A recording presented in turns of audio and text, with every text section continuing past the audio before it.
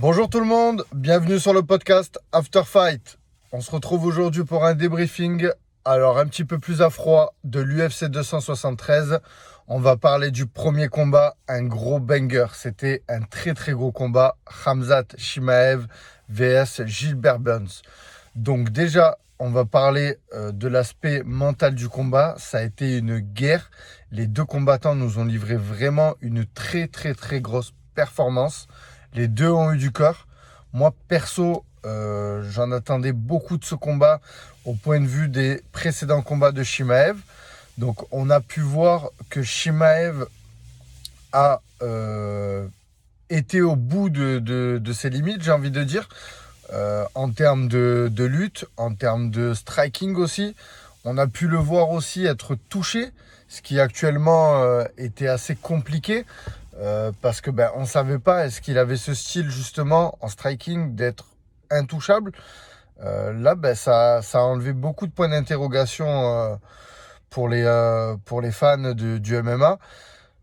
Gilbert Burns, très très gros cœur, vraiment un cœur de Brésilien, très très gros sol aussi.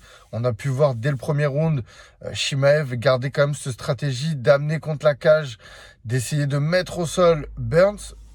On a pu le voir dans les prochains rounds, ça n'a pas été le cas, il n'a pas réessayé. Donc vraiment très très gros sol de Gilbert Burns et surtout une très très grosse défense d'amener au sol. Donc vraiment, pour faire court et simple, moi je suis toujours dans le hype Khamzat parce que Chimaev c'est quand même le top de la catégorie. Donc j'entends beaucoup de gens dire ouais Chimaev il est humain. Alors déjà j'ai envie de dire pour moi Chimaev c'était un humain. C'est juste qu'il avait des stats folles mais il n'avait pas encore eu de gros tests. Donc la hype elle était présente mais elle n'était pas encore réelle. Maintenant on peut voir que il a quand même pas démérité. Il a eu un combat de cœur. C'est aussi une cache à cocher dans la carrière d'un combattant. Est-ce qu'il est prêt à faire des guerres? Là, il nous l'a montré. Donc, je trouve que c'est quand même très, très intéressant d'avoir eu cette opposition et ce combat-là pour Chimaev parce que au moins, on saura que ce combattant peut vraiment faire des guerres à l'inverse des autres précédents combats, vous voyez, où il a dominé ses adversaires. Donc, potentiellement, il se classe dans le top de la catégorie, il a sa place. Maintenant, est-ce qu'il peut aller affronter un Covington, un Ousmane? Sincèrement, c'est des questions que je me pose. Je ferai un autre podcast pour en parler.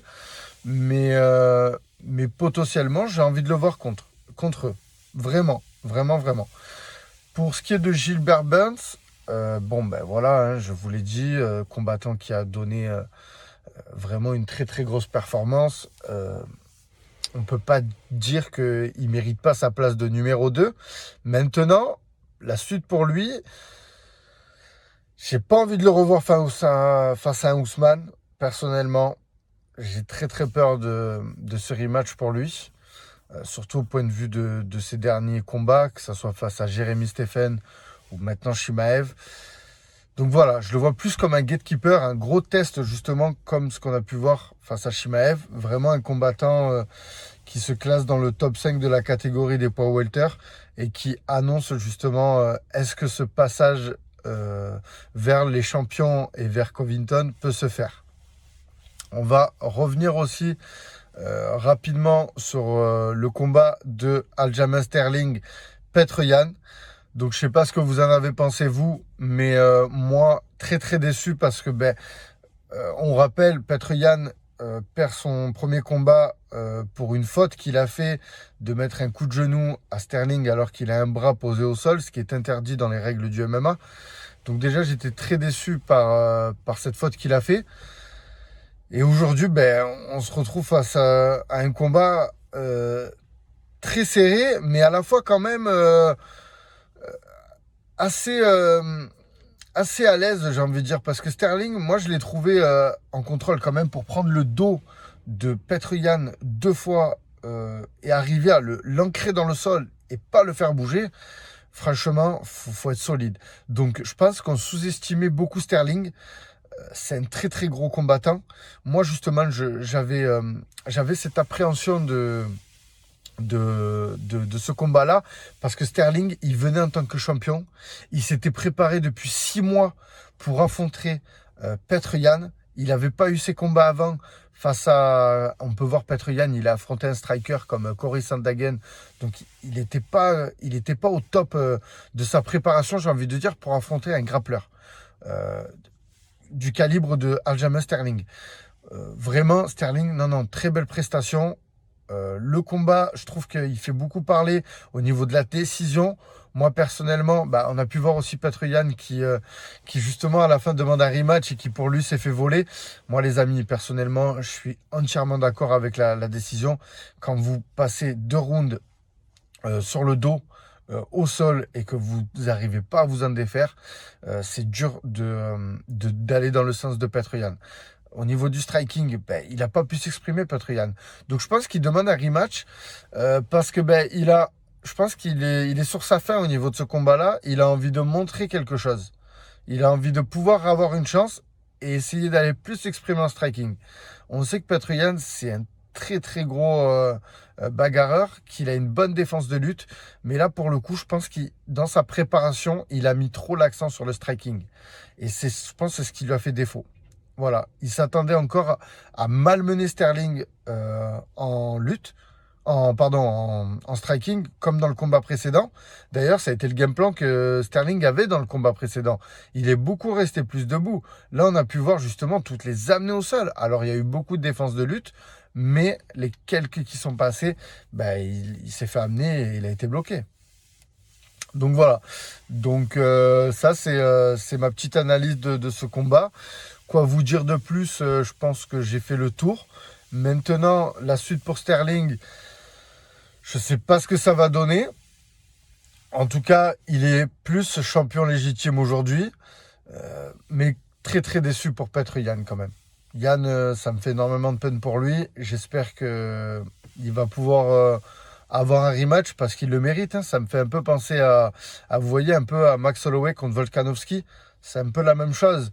On a 2 combattants qui sont dans le top de la catégorie et qui font des combats très très serrés, qui arrivent à la décision, et c'est des décisions qui sont très très serrées. Ça peut aller d'un côté comme de l'autre, mais quand même, on voit qu'il y a quand même une nette domination au niveau de la lutte et du sol pour Sterling sur ce combat. Donc c'est ce qui, je pense, a fait pencher la balance des juges vers la victoire.